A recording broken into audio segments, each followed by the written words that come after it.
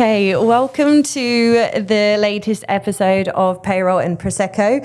My name is Mel Hassib and I'm the founder of the payroll agency and your host of Payroll and Prosecco. I've spent over a decade in payroll recruitment, working with some of the best talent and business across Australia. This podcast is just real conversations with people in the industry that actually know what's going on, what's working and what's not. So grab a drink and let's get into it. Although we're not drinking. We are drinking. The title is incorrect. We are drinking tea because Water. And water. We are hydrating. Because I forgot to get. And I'm also on red peas, and I can only pass my test in September, and I can't drink anything. It doesn't change in green either. I don't think you can. No, you can't until you're on your full license. So you're just not drinking for like 5 years. No, only when I drive. But I drove because I went to the gym this morning and my gym's in Surrey Hills and it's easier just to think. But anyway, it's fun. It's so fun. So on today's episode, we've got Kirsty Martin. And the reason I thought you'd be great to come on the podcast is because compliance and, risk and governance is something that we're really all talking about at the moment within the payroll community. It's not something that we can talk about retrospectively. It has to be very proactive at the moment with all the new legislation, rules, regulations, and, the criminal charges now that are, opposed if you are not doing the right thing. So I thought it'd be really interesting for you to come on and talk to the community about little tips, tricks, things that they need to be aware of, things that you've kind of picked up in your career that you want to teach the wider market. So thanks for joining us. Thanks for having me. No problem. So do you want to just tell us a bit about yourself? Yeah, sure. Okay, so it's cliche, the fell into payroll thing, but I applied for a bookkeeping role that was not bookkeeping. It was actually a national payroll role. Mm-hmm. So I had to teach myself everything from payroll tax, super, how to pay people, how to use a time and attendance system, everything. So I guess I went into that role thinking it was a short-term thing until I actually got a bookkeeping role. Mm-hmm. I had young kids. I didn't want anything too complicated, but the payroll life found me and I've loved it ever since. Mm-hmm. So, yeah, I guess it's really critical to organisations. And so as I've gone through my journey, I have just tried to input more value with the payroll function. So originally it was like showing the cost of different days and things like that because I was in manufacturing. And then now obviously the compliance lens is really important and bringing the whole business on the journey because compliance is not just on the payroll team. Everyone who touches the process needs to be on board and involved. Yeah, definitely. It's getting more and more and more important as well. A few years ago, compliance wasn't really something that we hear about now, whereas most businesses are now actively looking for people within the compliance space. So it's a very exciting time to get involved in this. It's got a name now. Like compliance. It was just expected, it was done, and now it's a thing you have to actually tick and say you're doing, right? Yeah. And it's a whole separate role. Now people are hiring people just focus on ensuring that everything has been done correctly. Yeah, absolutely. What were some of the pivotal moments in your career that shaped where you are today? Sure. So the original one was when I started in payroll, the accidental bookkeeping payroll job. Because I found that the information was all there. You just needed to know where to look for it. So I would ring the offices of state revenue in Northern Territory and ask the questions. They'd direct me to the place where I could find it. So I knew it was all there. I was just trying to get it in one place. So then collecting it for myself so I didn't have to ring them all the time, that sort of stuff. So created manuals from that, and how to do things because I didn't want anyone to be in my position again. So created detailed information on what to do if I was sick on a payroll day because what do you do if you're the only payroll person and you get sick? And I had just gone back to work after my second child, so kids get sick. That's a thing that happens. So someone needed to be able to do that and I needed detailed information. And I guess the other thing is when I don't know how many payroll jobs I had been in at that point, but I got to a point where every payroll job that I went into, I found an issue that had to be fixed. Yeah. So I ended up there's got to be a role for someone to go in and help people because it's often like when you're the one that's run all the payroll, you can't see the problems because you look at it all the time. Sort of like you can't see the forest for the trees sort of situation. And so I talked to my husband about, do I join a union or something? Like, how do I get to be the person that helps these people fix it? Because they're not doing it on purpose. Yeah. They just can't see because you need that extra lens. And I listened to a podcast, and Rowan from PwC was on it talking about this team that he brought together, and being someone who wasn't city based, I didn't know what a PwC was. Yeah. So what a PwC what a was. PwC, what was it? So I just sent him a message and said how great the podcast was, because I didn't know you shouldn't do that to a national partner.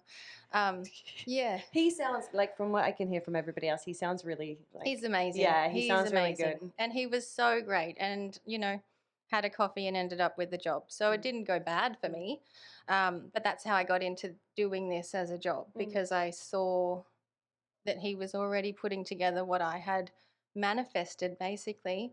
And that's how I did it. Amazing. So yeah, it was pretty pivotal to use LinkedIn for good, not evil. Yes, and I also think, I always say that these type of roles pick you. You don't pick them. Like someone who, as you said, wants to get into compliance or governance or external support, outsourced, like a PwC or whatever. Yeah.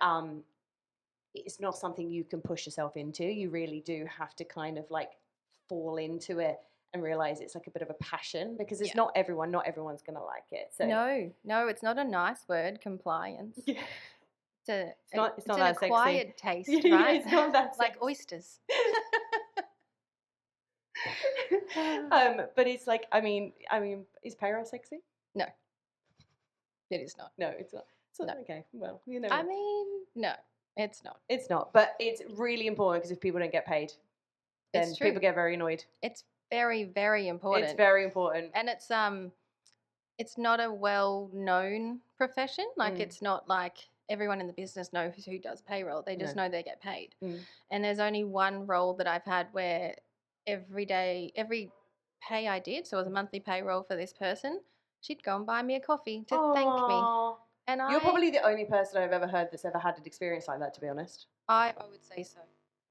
What are some of the most common payroll compliance risks at the moment? Like, I guess if you're, managing a team and you're like, can you guys look out for these kind of things? And what are the key ones that they should be looking out for? Yeah, and I guess it's not a particular big thing. It's sort of the small things adding up is what it is. The small gaps, they build up over time, and you might replace them with a manual workaround and that sort of thing.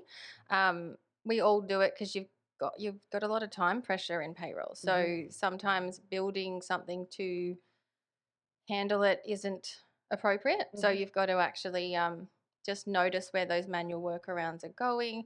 Notice where you need a particular person for a problem. So if there's a particular area of the business that if so-and-so's away, all the first aid allowances are missed, that's a gap. And you don't know until that person is away. So it's things like that. And would you recommend having somebody like dedicating? So if you're the payroll manager, would you say you're now going to look after that, or do you think that like you should spread that across? You need to be able to check each other. So it's sort of like if you have 3 different areas of the business, it's great that one person is this business and one's this, but then if that person goes on holidays, you then train them up to take it over. You sort of need to be able to move them before the holiday happens, so that if they do get sick, we all had COVID.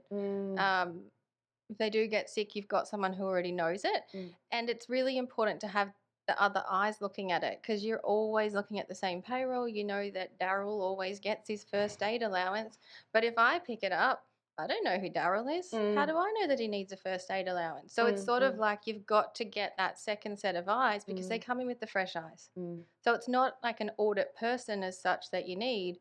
It's just needs someone else in the team who doesn't look at it every day to look at it. It's funny because Amal gets me to check everything. Yeah. Right? So she does the payroll for the temp. So there's obviously a weekly payroll. And she'll be like, she'll send it to me, and then she'll put it into the system, and she'll like, can you make sure that it all matches up to the hours? So she puts it all into an Excel spreadsheet, check it, it's all correct, all the allowances, or whatever it is. breaks, everything. This is how much we're paying, and in the system, and I just go approve. Oh. Do you know that I would run my own payroll and still check? I'd get my payslip out at the end and go, did I do that right? And I was running my own payroll. You don't trust yourself. I mean, Amal shouldn't just trust you to check it. No, don't trust you me need to check someone anything. else. I've got the attention span of a squirrel. Don't trust me to do Oh, anything. my Don't do days. anything numbers related. Don't ask me to do anything. It's a really redundant check. Why is she getting you to do it? Because I think then it's not on her, it's on me. Mm. Yeah, I know. Maybe you should take that seriously. Yeah, I know. What is one thing the payroll team can start doing today to reduce risk? Okay, so it's probably that independent validation. So it doesn't have to be an external person. It doesn't have to be someone from finance. It just needs to be someone who doesn't do it every day, and they need to do it manually. So pull out the pay, calculate it yourself, check if you get the same as the system, and if you don't, check why. And it might be you that stuffed it up, but you're doing that check. Yeah, so double check. Okay, Yep. cool. I guess, yeah, because it's like, I've heard of this story, and it's happened kind of recently. And I love gossip. Yeah, I'm obviously not going to tell the details, but it wasn't Daryl. No, Daryl could be the recipient. I've just heard that a company has overpaid a particular employee $1 million, and it went through 3 people's checks, and it still went out. And the guy's going to give it back. Daryl's going to give it back. Oh, bless Daryl. I know, but apparently the biggest issue right now is the fees that are incurred with transferring the money back, because it's not easy just to transfer her $1 million. No, I wouldn't know how to do that. No, I've never seen $1 million in my bank account. No. Imagine seeing that. Go into your bank and then dead set would phone do not disturb. I'd be like, here's my resignation letter. See you later. Because I don't think you can actually. What's the legalities of paying that back? You just have to go into a negotiation. You've got to ask. Daryl. You got to ask, yeah. And I was like, he has saved some people's jobs. I know. $1 million. It went through 3 people. They should be buying him the coffee every payday. Yeah, and they should be. Yeah. They should let him keep a bit of it as a thank you. I said, can I keep like 10 grand? Yeah, because he could be in like the Maldives right now. It's true. I mean, he has to give it back, right? Does he? I don't know. Anyway, well, I think it's just a payment plan, but I mean, I'm not a lawyer. Yes, but anyway, the point of that was it went through $1 million. $3 million. 3 people checked it, and the money still went out. Did they do a mail check? I'm assuming it was a mail check. So here's a prime example for why you should be checking that. Yeah. Okay. Well, when is it? I'm going to ring and make sure you do it. Put in my diary. Do you do it? Tuesdays. Okay. Tuesday, I'll be calling you. Okay. I'll ask if you want a second set of eyes. Free of charge, just so that someone checks and makes sure there's not $1 million. To be fair, when I did the termination calculation, I got a payroll person to check it and make sure that it was, I didn't do that on my own. I mean, what are some of these checks, the simple checks that people can be doing to ensure that they are doing the right thing? Like every pay? Yeah, well, yeah. Yeah, I mean, it's like part of the routine that they need to be doing.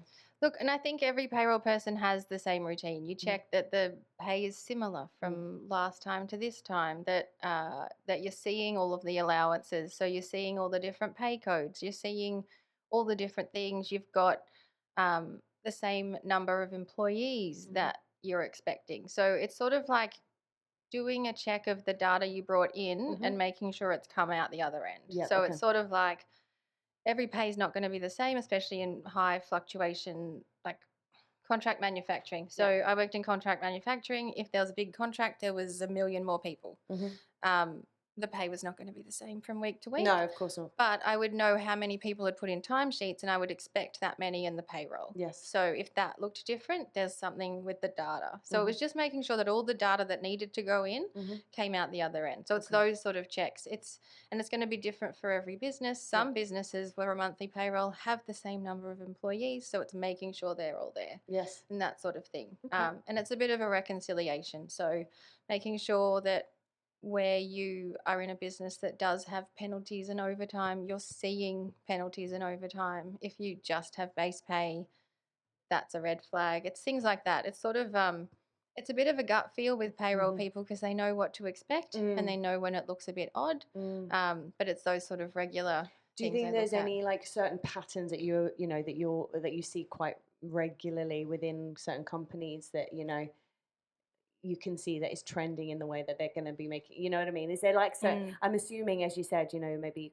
people that are contract and warehousing or whatever, blue collar, is there certain things that they do to maybe save time or to make things easier for the payroll? Because well, let's face it, every payroll team is, they're overworked. They've got more to do than they can actually manage. Is there certain things that you've noticed that these particular patterns are arising?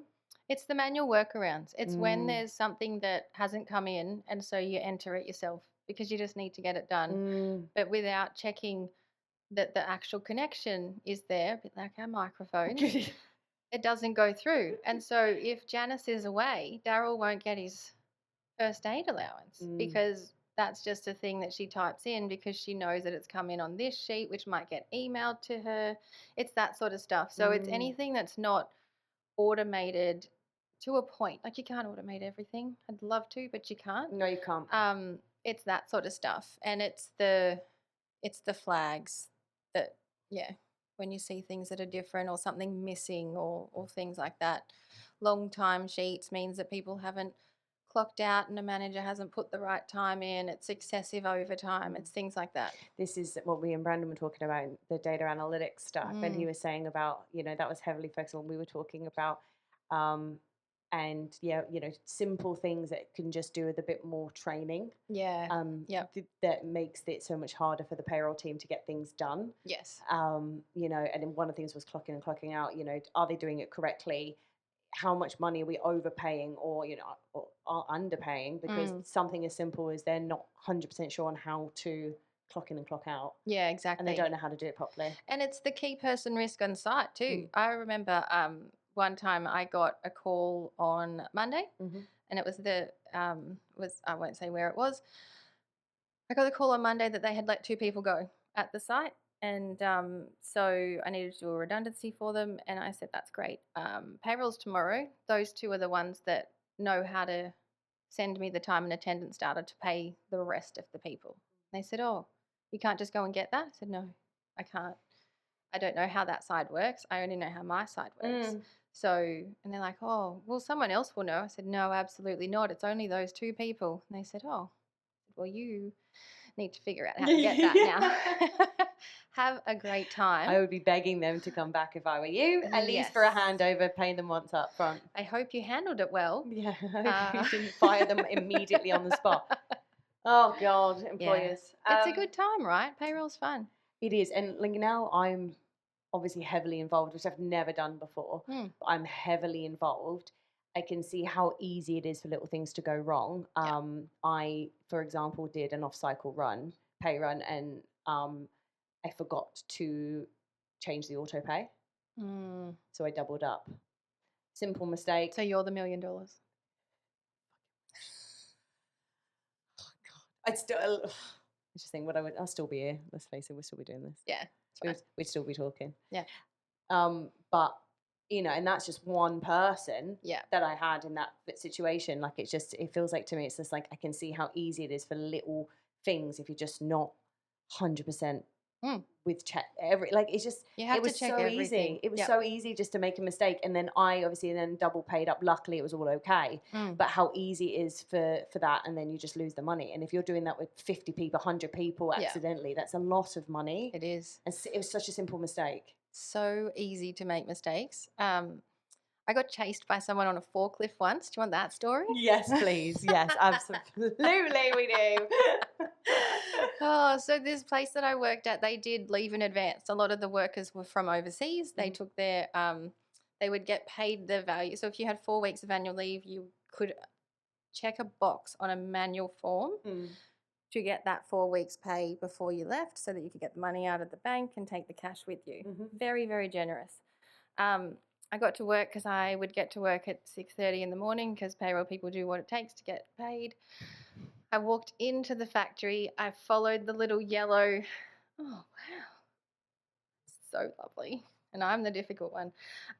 Anyway, so I had to walk through the yellow lines across that, because if you go into a factory, you have to stay where they can see you.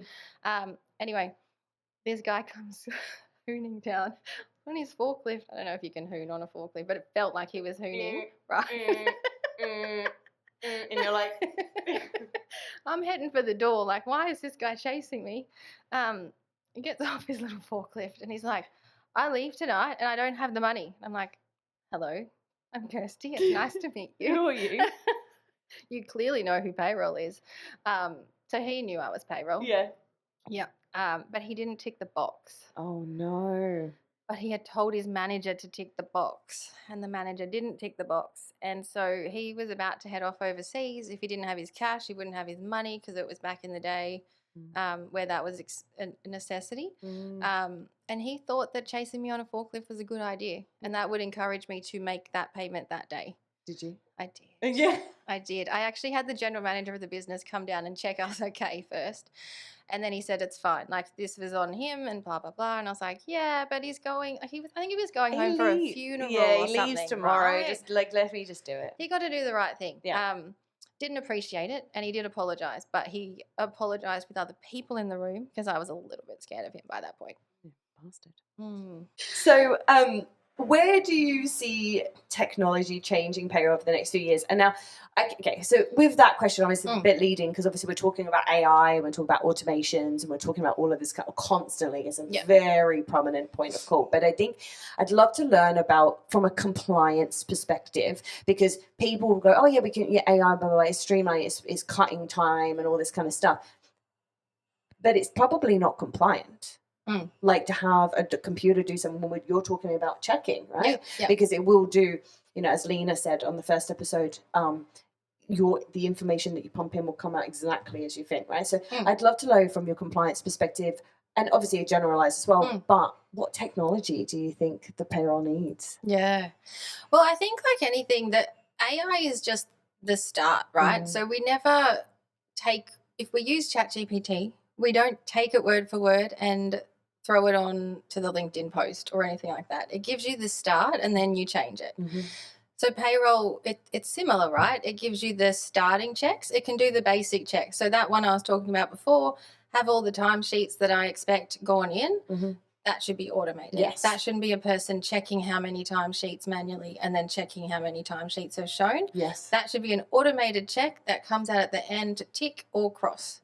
So those sort of simple things that aren't really a brain usage.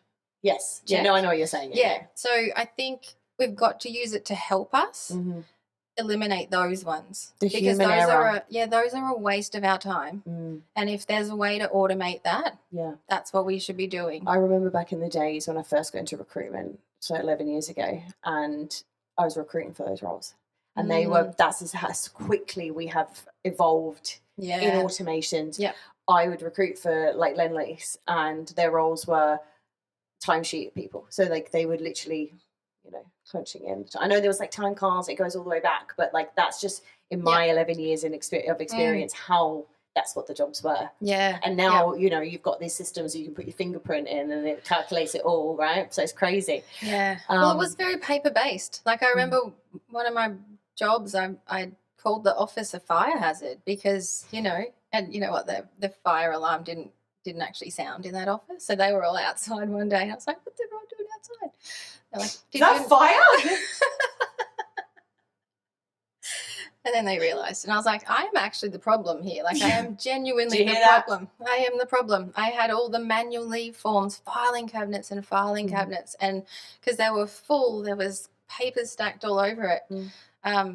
But that was how it was. It was all very manual. People didn't believe they got paid if they didn't get a paper payslip. We would courier them to people so that they would get their payslips. That's crazy. Yeah. I think my first job was paper timesheets.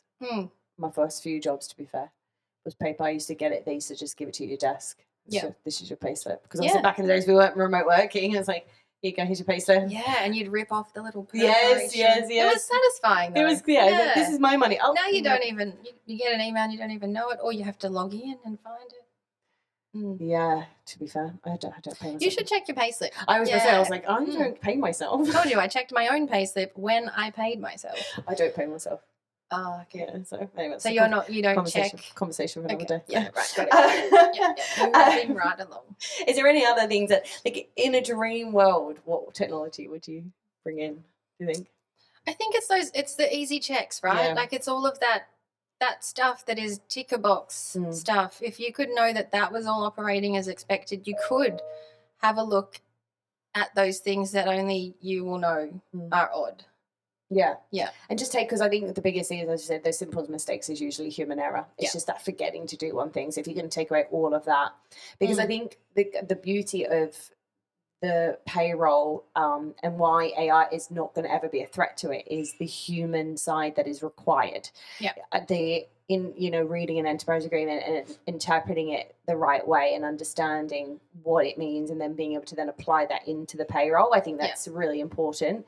So you couldn't take that away, not 100%. Like you can make it maybe smaller. Yep. But you can't take away with all the legislation and stuff. And I guess, like it'd be quite interesting because when I think back to like how payroll was 11 years ago when I first was recruiting in it and to what it is now, it's so analytical, it's so data driven, it's a completely different role to what it was, and in that we're now evolving into the compliance stuff and the governance and audit and data and all these things that you didn't get 10 years ago. You had payroll officers and a payroll manager. And that was it. And then, as you said, the stuff that you did, the payroll manager would do the more senior stuff, which was the tax and the super and all of the compliance stuff. And the payroll officers would just type in the numbers. And that's what the structure was. And now it's like that, the whole thing is completely different. And it's going to be really interesting to see because I don't think it's going to get any less complex. It's not. And I think the switch isn't that the payroll people have always known how to add value and all the interesting things that they see in payroll to tell the site that maybe you're rostering a little bit wrong here because you're doing a lot of overtime on Saturdays, and maybe if it's the end of the pay week, maybe switch it up a bit. They've always had that knowledge. They just didn't have time to share it. And so now with the automation in there, they can actually add value and say, hey, if you changed your rosters a little bit, you wouldn't have as much overtime or things like that. So they can see it all. They're just now able to share it. It's cool. I'm a little payroll nerd as well. I get really excited about it. The payroll life found you too. I fell into it too. I just don't process the payroll. But I fell into it as well. I did it for a visa. Classic. I know. And then I remember for a period of time they put me on internal audit, and I cried.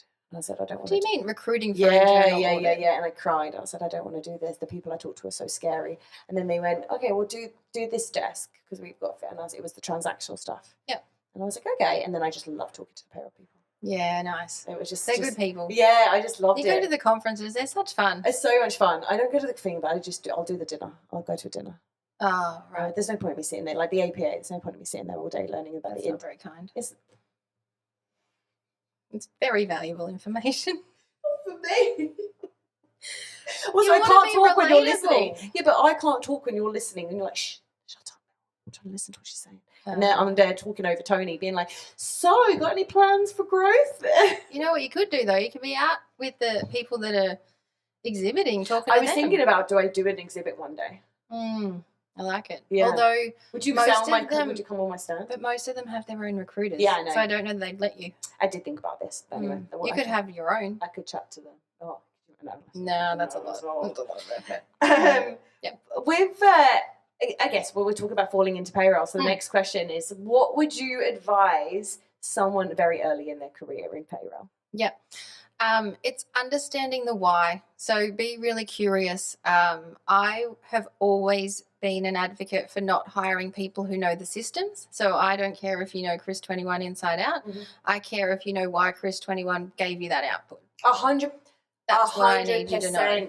Because the newbies, they only know how to do it on Chris 21. Yeah.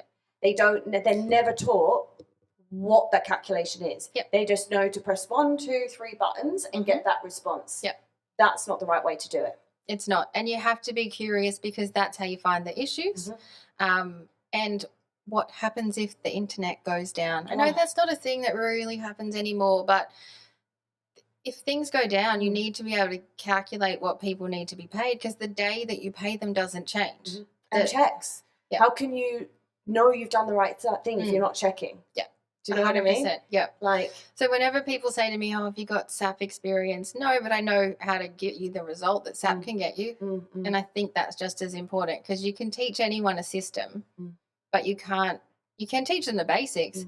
But if you're hiring someone, you need to know that they know those basics. And I tried to tell the people in the junior level roles to like learn more and be a bit more of a sponge, because I think it's really hard, because the payroll managers and the leaders or whatever are so busy, and it's really hard to say, can you sit with me and show me how to do things a bit more manually, and I don't even think some payroll juniors even know that there's manual.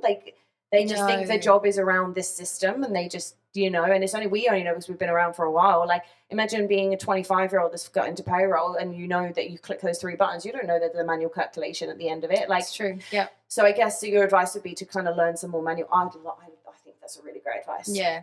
It's being curious. Find out why you're doing it that way. Why is it coming like that? Why does it say that? Where does it go next? If you're just doing a portion, learn what happens after you are done. You don't have to do it, that's fine, but like, you just need to know what the next step is. No, I agree, because one of the biggest things I get told when I'm trying to move someone in that first couple of years in their career is they'll say that they're a senior, but then in an interview they aren't know any of the calculator, or they don't know the little things behind. Like, I can't even think of an example now, but like, I've had people fail interviews because they just didn't know any of the reality behind the system. Yeah. And people fail. They reach a ceiling and they get to that 90, 100K thing, and they can't go any further because they don't know. Yeah. So you start at the beginning when you're just getting in, and then you can grow over those years. It's good. Good point. And sign up to the newsletters. Don't rely on your payroll manager to give you the information you need. You can sign up to the newsletters and follow along yourself. You don't have to read them in your home life and be the first thing you check. Listen to podcasts. I mean, look, podcasts made my career, right?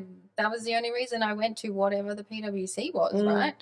But it's being curious, learning all the things, keeping up to date with the legislation changes. Like, don't wait to be told. Search for it. Yeah. And I think then goes into the next question of, like, when you've got a payroll manager or someone who's going into a bit more of a leadership position, how do they go from being more operational to more strategic? Like, what should they be listening for and doing proactively? Yeah, and it's getting involved in the broader context. So payroll isn't a silo that sometimes, it was always back office and you would sit in the back and you did your admin and things like that. But it's understanding how that impacts the organization. So trying to get a hold on, like, in that contract manufacturing area, knowing what contracts were coming, so you knew when things were going to increase, so that you knew to expect extra, to prep a little bit extra, start the payroll early. It's trying to get yourself around the people talking strategic so that you can offer the payroll side as well. When they negotiate an EA, you need to go and ask what they're negotiating. You need to go and ask what data points you're going to get for different things. It's sort of adding your value that way. I think that's the thing. It's the value add. It's showing them that you can contribute more than just getting the payroll out. And I think that's the key to going to that next level. That's why I talked about the workshop that I threw about just like operational to strategic. It was, you just sit there, you process the payroll. They just assume that you're doing what you're doing, but they don't know what other capabilities that this department can do. Exactly. And it's your voice that will show them, and that's how then you get to that next level. And how you can do it better too, because often, like, the information you get from the sites, there might be a report they already have for that, and they're doing an extra thing for you, so that you can get that information. But when you have those conversations, like, I use this report for this, and what do you use that report to? They can find a way to streamline their work, which streamlines your work. So it's having the conversation about that why. Like, why do you use this report? Why do you print this report?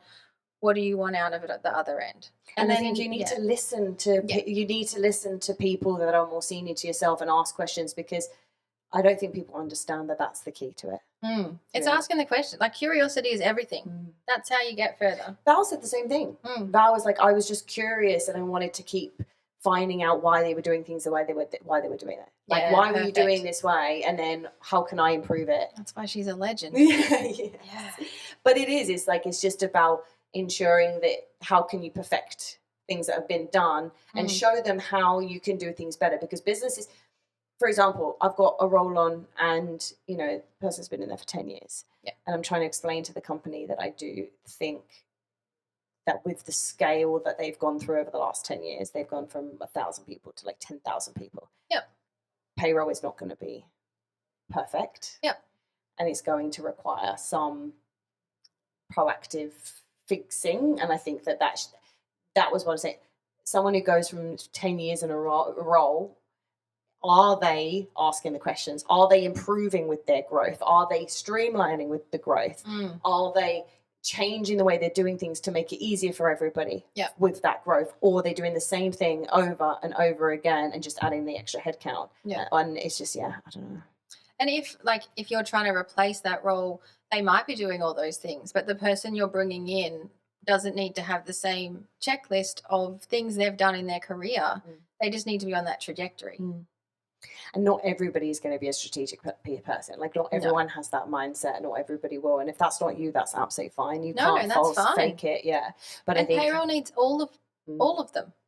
People who want to do the same thing every day, great. There's a job for you. Oh my God. Sometimes I'm like, I wish I just had a doer. I've got a role at the moment. I just need a doer. Yep. Like, I don't want anyone strategic. I don't need anyone analytical. I just need a doer. Yep. And they don't want that. Yeah. A lot of people don't want it. So it's quite interesting. But it's right. There's a job for everybody. Yeah. What trends are you seeing right now in payroll that people should be paying attention to? Yeah. I mean, payroll is just under scrutiny in general, right? Like, it's being looked at every angle. You've got, you're getting warned that they're looking at this industry and this specific thing, like overnight shifts. There's always going to be that scrutiny, and it's going to be about different things. It's just, you need to understand there's the complexity, understand there's major changes, and you do have to roll with it, right? You just have to be okay with not getting it right the first time and learning. So, Payday Super is the perfect example. It keeps evolving and changing as you get more information and which system's doing it which way and how you're going to do it. But you need to lean into that as to how you'll use it in your business for good, not evil. And it's just, I guess it's just changing the process to, like, it'll be fine. The first few pay runs, it'll be fine. Like, there'll be some teething issues, but it'll be fine. I remember when STP first came out. Oh my God. And then phase 2, and they decided to double whammy it, and it was like the whole country was a mess and everyone was stressing, and now it's just like something that everyone just does and don't even think about it. I even lodge it. I lodge STP. I just press the button. Well done. No idea what I do. Press the button. It says, "Are you Mel?" And I say, "Yep," and then that's it. So I says, "You're a red flag." I just press the button. I just tick off the payroll. It literally just says, lodged STP, do this button. And I go, yep. And then it goes, "Are you Mel? Are you this?" And I'm like, yep. Do you look at what goes? No. I didn't know that you could. Okay, anyway. I think we need to do it. I think you need to come and sit with me and do some payroll. Tuesday, I'm coming to the city. There you go. We'll do some. I need some help, please. Luckily, there's only like 10 people on there. So That's so back funny. To trends. Yes. So I think it's more payroll's moving closer to finance and risk. So there's always been that, where does payroll sit? It's clearly its own department. Big advocate for that. But you need to work closely with risk and finance. Yeah, absolutely. And I think, going back to what we were talking about before, I think a trend to keep yourself valuable to your business.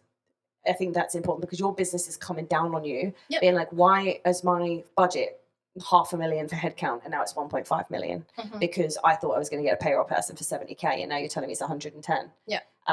They expect results. They expect you to do more. So obviously it's coming from, you know, the government with all the legislation and rules. It's coming from, you know, the implementation of new things such as payday super, but it's also coming internally from businesses who want to see certain things from the money. I mean, we've talked about it this morning as well, this afternoon as well. So I think that's a big thing as well. Oh, absolutely. Expect businesses and CEOs and CFOs or whatever to be questioning what you're doing. Yeah. But get to them first. Don't let them question. Yeah. Educate them. Tell them what's going on. This is the latest on the payday super. We think this might be how it is going to impact us. These things are all a great chance to get some more budget, but you've got to show why. So build up that business case. Show them what you're doing. Show them the extra work you need to do to keep on top of it, that sort of stuff. What are other strategic things that people can be doing then? So I guess, you know, as you said, business cases for showing people showing the business what is coming up. So payday super's coming up, you know, if you're on a particular award, this is what's changing within this, blah, blah, blah, we need to be ahead of this. What are other things that people can be doing to show their senior leaders at SOT, you know, that they are strategic? Yeah, and I think it's looking at the whole process. So things like the payday super coming in, that's a big change. Making sure that can be paid every pay. You know, you already have to get the approvers for the pay. Now you have to do the super as well. What can you change in the process that makes it easier for everyone? So it's sort of looking outside the box at, okay, this change is going to impact us. What are the positives? So show the business the positives that's going to come for it. The employees are going to see more value quicker. So get the super funds in and talk to them about how they're doing their super. Have whatever your default fund is, have them do a session on how their super's working for them. Try and look at it that way. Like, things like that. Yeah, and I think if there is any system changes, you know, a lot of systems at the moment are, you know, coming off, upgrading, all of the and trying to be involved in those conversations as well, because I find that payroll people, they just assume the back office function, and then the HR director or CPO or CFO will be the ones that are meeting with the systems and making those decisions. And I think it's really important for the payroll people to be like, no, that's my voice and I need to know. You can make the ultimate decision, but I need 100%. Some input because you don't know what goes into doing the payroll. And that in itself, payroll people need to be voicing to the people, to the SLT, what it is they do. Yeah. They're not pressing a button. That's not what they're doing. I take job briefs in from CFOs and I'll say, like, what do they do? And they're like, what's the challenges? I'm like, how do you not know? You've been in the company for 5 years. How do you not know you're a CFO? You know, so I think it's important, I think, to be strategic and to offer recommendations. First, you have to show them what it is you do. Yeah, be really visible. Yeah, which people I don't think do very frequently, unfortunately. Well, they've always been so busy, right? So, and it's the mentality of being a back office function. Payroll people are still quite introverted. They're not overly extroverted. You're just weird. I'm introverted, actually. Thank you very much. But you go to these functions and that's where they come. Because they're with their people. Payroll, you know, you used to get in trouble if the payroll was too much, like you had any control over it. Yeah, what people are getting paid. So that's what you've come from. And now it's like, give them insights into it. Just don't be like, well, there was more overtime. Say, well, this department I noticed had extra overtime. So it's that sort of thing. Yeah, absolutely.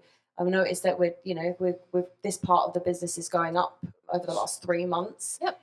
Actually, if we do this, we can actually make it cheaper for the business. Yeah, it's good. There's a lot of that comes to the data and analytics. 100%. And the things that you see, you might go, geez, we've got a lot of annual leave this month and it's not Christmas. Yeah. What's going on? Yeah. Or there's a heck of a lot of sick leave. What's happened in this department? It's those sorts of things like, I mean, I love an audit trail. So if I sent an email and I got a bounce back that someone was off, I'd keep it, make sure I got a leave form. Yeah, you're so funny. Told you like a process. Yeah, but and you know, this is what Brendan was saying as well. He was like, if you can track that there's a particular amount of overpayment in one area, and it's like, well, is this one store not getting any training? Like, are we not training these particular people on what they should be doing week by week? If every time they submit their timesheet, there's an issue and I'm going to constantly go back and fix it. And, you know, the data will tell you the behavior and the trends. I think it's very interesting. It's a very interesting place to get into. Yeah. what is exciting for you? Everything. I guess like payroll's getting the attention it deserves, so we just need to use the attention and go with it, right? Like businesses are talking about payroll, they're making sure they've got the right people in their teams, they're considering structure. You've got a chance to have an input, so have an input. Yeah, like absolutely. I have a lot of conversations I've had lately are like, do we have the right structure? Like, let's actually look at it and see, could it operate better? Like how could your team free up time from doing this so that they could offer this? How do you get them more training, that sort of stuff? Because businesses don't want to be in the news. Now's your chance to get that training. Yeah. Ask for what you want to learn about. Ask to go to the different courses. Ask to go to events. Find the free ones. There's a lot of free ones.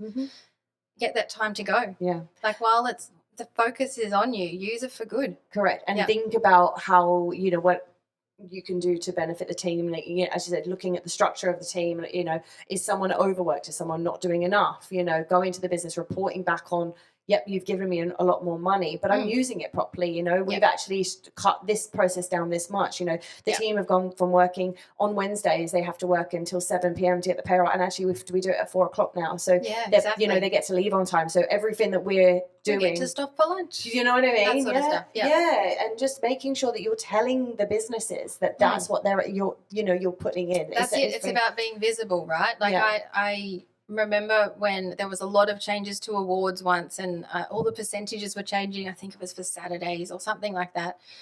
So I taught myself the back end, so we didn't need to hire a consultant. So when it came to the end of the financial year, I said, well, I saved this much in consulting fees. So can I have it? 100% I asked for that money. Please. $1 million. I didn't get it, but that's okay. It's a different time now. I would now. Yeah, now. Yeah. And I think that's the thing is that, it is exciting because, I remember I had to fight for everything back in the days. Like, even I've always been trying to be the best advocate I can for the people. And I say that like I'm fucking Jesus. But, I'm like, I try hard. But I try my best to advocate. If I get a job, I'm like, that's not paying enough. I'll vocalize those. If you don't want to pay me enough for the role, no problem. But I'm going to give you what you can afford. I'm not going to. You got to be honest, right? And I think it's very important. But most people, I don't think a lot of agencies do that. But I think it's very important to be like, no, that's not enough money, and this is why. But people are getting the money. Because payroll's really specialised, right? People are getting the money now. There's a lot to be across, and if you keep yourself up to date, you are worth that money. And there's so many different things you can do. Like, there's data analytics now. Yes. There's systems. There's you could just get a systems admin role. You can go into implementations, or you can go. There is compliance, governance, risk. There's so many things that you can get involved in now. That's just not payroll officer and a payroll manager. It's actually super exciting. That used to be it. Now there's all these different functions and there's still those roles that cover everything, but there are ones that are specialized, and that's exciting. What do you think it's going to look like in 5 years? I don't know. I haven't thought that far ahead. No. Yes, if you haven't. You've got it written down. I did. I wrote some notes. Look, I think it's going to be it's a stronger function. So there'll be more governance, more controls in place because you have to.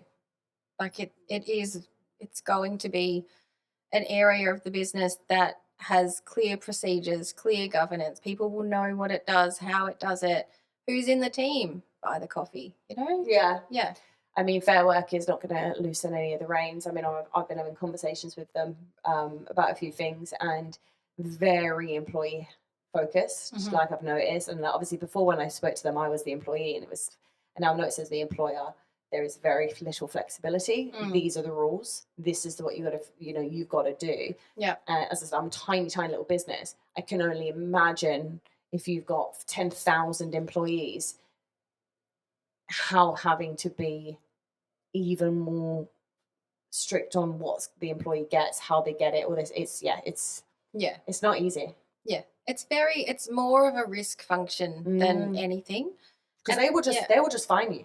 They were saying to me, they were like, if you don't do this by this date, we can, if we discover it, we have to find it, but we will fine you. Yeah. And look, until you have been that employee who has been wronged, you think it's harsh. And then you see it and you go, whoa, okay, that's a lot. Yeah. Fair. I did a remediation as part of one of my previous roles, and the company involved, they went through all the remediation. I helped with it, and then my auntie passed away, and I was going through her bank statements for my uncle because he didn't know how to do the things, and she had this lump sum which paid for her funeral. So she had been underpaid so much that it paid for her funeral. And you look at that and you go, imagine if she got to enjoy it while she was here. But also, that's the good it does. Yeah. They found a problem. They fixed the problem. Look what it did. Yeah. Like, it's just, until you actually see it from another lens, you go, what's a couple of bucks? But to people, that's a lot. Yeah, it's a lot of money. 100%. I agree. No, I do agree. Agree. So it's really interesting when you're on the other side. Well, I think it's going to become, far more analytical. I think it's going to become far more high pressure. Yeah. I think it's going to become high pressure, but also you'll have the support. Like, in an ideal world, I see the support there. It's not just lump it on payroll. It's how can we get you to feel comfortable that it is under control, because that's the whole thing, right? Like, you've got to trust your payroll people. So what support do you need to give them so that they can get it under control? Yeah. And so if that's training, great. How do we get everyone trained? Do you bring someone in? Yeah. Do you get Tony from LSL to come in and talk to your team? Yes, you do. Everyone should get Tony to talk to them. He loves it. About LSL. Such a star. He's such a man. I think it's already stepped away from being a back office function, but that new generation of payroll people need to keep that momentum coming, making sure that they are all the things we've talked about, questioning, and they're continuing that, and they're not just going to go back into the back office and let themselves get them bullied back into the corner. Yeah. I think the pressure's going to come on. I think things are going to be even more in terms of legislation. I don't think it's going to get any easier. I don't think they're going to start going, well, maybe we'll ease up on the enterprise agreements, or maybe we'll ease up on this. I think it's only going to come down more. I think there's going to be more rules and things that are going to come out. Maybe we'll streamline the states in long service leave. Something you think so, yeah. Something's easier like that. No, they won't. Because it's all got their own rules and stuff, isn't it? Yeah. How do you do that? Who wants to put their hand up to do that? Nobody. Tony. No, does he though? No. But, I think that it's only going to get more and more complex, I think. But I do think it's going to become a really key point, because you know how the moment you got finance and HR, they're like the big, they're decision makers of the business. I think payroll is going to become in the middle, and I think it will be like the three big pillars of a company, and I do see it happening. I can already see it. People are considering candidates that are of a certain personality, not just skill set. They want someone that's outspoken, someone who's going to be able to push back. They want someone that's going to, drive things. So already expectations have gone from being, I just need someone who's at 150K, to being like, we're happy to spend 200K base, but we want them to come with all these things. And that's a clear transition of expectations, and I think that's going to reflect on how they're respected within the business. I think that it's going to become a really, really big fun industry. Yeah, I mean, it's already fun, right? I love it. See how passionate I am. It's all fun. No, I agree. I mean, it brings everyone together, right? Everyone likes getting paid, so that's an important part. And you're bringing everyone together. You're getting everybody together. And if you, as the payroll person, start to have those conversations, get HR, get finance, get the operations in together to talk about how they can do things better, you're starting those conversations. And it's great. I mean, I think there's going to be a lot more. I'm hoping a lot more people will start getting into payroll with the help of Nilly from her school incentives. Oh, yeah, it's great. Yeah. And people are moving over from HR and going into payroll and going into. I pulled a guy from. He originally was in. He was just in like rostering or something around that space, and then he got pulled into the payroll team, and now I've placed him as a payroll officer, and it's like within my first 12 months that he just loved it, and he just got basically seconded into this role and was like, I love it. Yeah. And he's like, and he's young and he's cute and he's lovely, and I'm just like, I just love it. And it's just, he's so lovely. He's such a nice guy. I love talking to him. Love it. But more and more people are getting into it, so it is really nice to see. And there's a lot more opportunity that can be offered, so that's great to see. There's so many opportunities now, and I think that's the exciting thing. Like, it's not hopefully people won't fall into it anymore. No, They they'll still pick will, it. No, they will, but they'll yeah. choose it. Like Yeah. I went with Nearly to some of those high schools and spoke to them, and they are excited. They are. Not as excited about like flying an aeroplane. Yeah, astronaut. Yeah, the astronaut conversation. And look, the one that we went to, I live near a RAF base, so that was a big thing. Yeah, right. But there was still a considerable amount of interest in the payroll side. It's less life-threatening. It is. Do you know what I mean? Like, Yeah. I know what I would pick. You can work from home You sometimes. could, You can't do that if you're flying a plane. No, and you might get called to go to war. We don't want that. Yeah, I mean that. No, I'm not. What What do you think the biggest myth is for payroll? other than the big red button, Oh, yeah. it's just data entry. Yeah. It's just processing. Yeah. Just data entry. Just enter the data. Just put the information in and press the button. Like, Yeah. it's not that freaking hard. No, it's fine. And what about what's one payroll habit that people need to stop doing? Relying on the one person who knows how it works. So it's the key person risk. It's something that is hard to get rid of because there is often in payroll teams someone who's been there for 20 years, so they know why it's done that way and it's always been done that way. It's documenting things so that it's not that one person's responsibility every time. Yeah, for sure. That is one of the biggest things. The payroll manager knows everything. The payroll officers turn over every 12 months. Nothing ever gets documented. Nothing's followed up. No one really knows what's going on when that person leaves because there's never a handover. They fang it. They figure it out. They then make their own new processes. And then when the payroll manager leaves, everything goes with them. Yep, because the 4 weeks notice is what it takes to hire someone. So there's never a handover. No. So it's how to get through that. Like, do the recordings. Make your own podcast. Make your podcast. Yeah. That's the first thing Amal did actually when she came in. She like documented everything she does, and she like little screenshots and put it in and made a folder for documents. I was like, I won't read them, but you will on Tuesday when you come in and smack me around my head. What's one thing that every payroll team should implement? The independent validation. Yeah. Even at a basic level, just pull out a pay once a month and check that it is operating as expected. And if it's not, go and look at the downstream. Where did it come from? Did it come from the data? Did it come from the implementation? Did it come from something that's set up wrong in payroll? That sort of thing. And I think if you're not somebody who is as excited about this stuff as what we are, fair. I think baby payroll's not necessarily for you. I think if you're not driven by... They could apply for that role that you've got going that is the doer. Because there's not really any checking or anything, to be honest. It's it's a long story.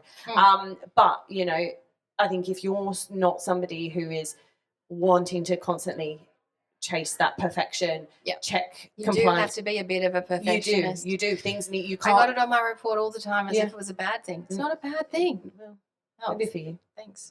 But like there's not. If you're not in that mindset of like this needs to be perfect, otherwise I'm not going to do it. Like all the people that I that I speak to at the top levels, they're perfectionists. They don't. It's like, well, no, that doesn't look right. Like that's not. They don't just press but they're not just going, yep, okay, we're going to press that. That seems okay. It's like, well, hold on a second, that doesn't look quite right. Or why is that person? As you said, you know everybody. What's the guy's name? And ask the questions. Darryl. Yeah, Darryl. Darryl's payroll. Why is it? And I think that if you need to have a naturally inquisitive mind. You have to be like questioning everything. You've got to be like, and if that's not you, don't try and climb the ladder. Just be the doer, because you'll get to the point where it's just like you're now you're representing the department and you're not doing a good job. Do you know what I mean? Yep. You've got to like to reconcile things. You've got to. I once found that when I reconciled a payroll, someone hadn't been paid their car allowance, and I asked the question. I was like, "Oh, this isn't set to auto pay. Is it paused or what?" And they was like, "What do you mean?" They hadn't paid it for 3 years. Oh God. Okay. I got some flowers from that one. Yeah. Right. Yeah. Oh my God. But you've got to want to reconcile it. You've got to want to make sure it's right. You've got to make sure that if there's something there, why is it not being paid? Why is it being paid like that? That sort of thing. Yeah. And that's why it sits in the middle of HR and finance, because it's obviously about the money and it is about reconciling. It's about the numbers being perfect. But it's also the human side. Why are you wanting it to be perfect? Yeah.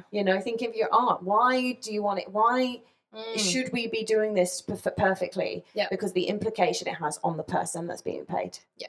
Other than the one that got the $1 million, because he's probably quite happy that there was no checks there. He is, but he's given it back. Yeah, he's so it's idiot. really just caused him some admin. Yeah, so I know. maybe he's not. No, But he should probably buy a lotto ticket. Yeah, well,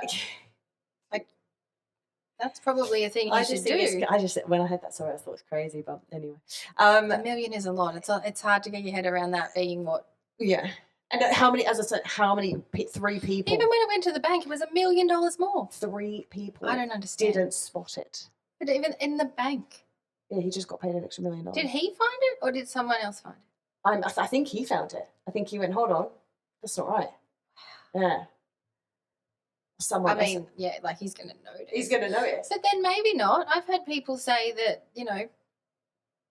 I've never looked at my bank statement. I don't know. Like I wouldn't see that $1 million or the bank usually rings. If something like that happens, they go, oh, hello, I noticed a lot of money. Would you like to invest it? I think in the maybe he got that current climate with the crisis for money and stuff, I think people are probably a lot more aware of their finances now. I hope so. Yeah. I hope so. Check your pay slips. Check your place.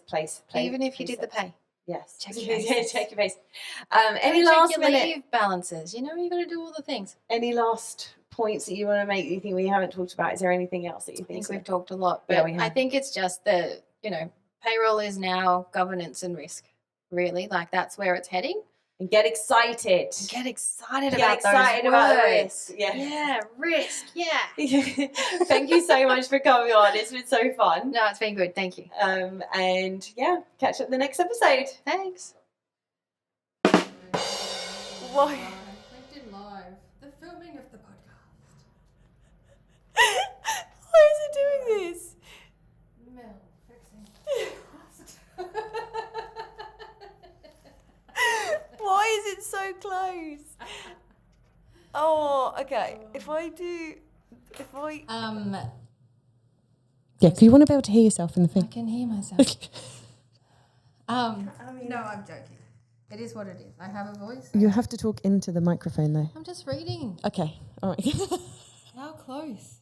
Well, so can you hear? Not to blow in it. No, now but you're like, get close. Can you hear? You need to be able to hear it. I can hear me. No, you sound far away. That's on purpose. You are.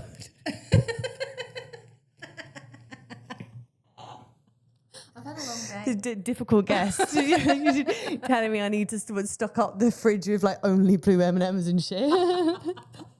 Because I need to be able to, I'm just testing the sound and everything. Okay. So this is that better? Yeah. You see how it sounds like you're not far away? I need to do mine. Can you see like how it sounds like? Yeah? Okay, cool. All right. Yeah, I just don't like listening to myself. It's all right, don't ignore them. Okay, after a little bit more technical issues, we're back. Mm-hmm. And with the difficult guest, who is the problem? Just want that on record.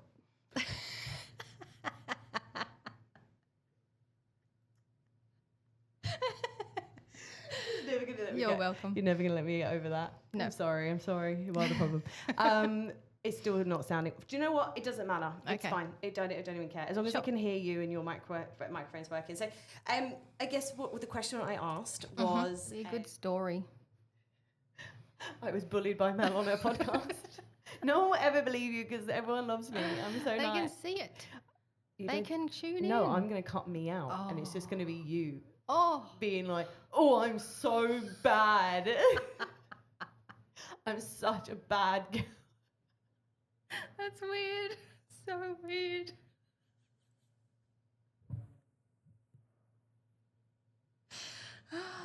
Good times.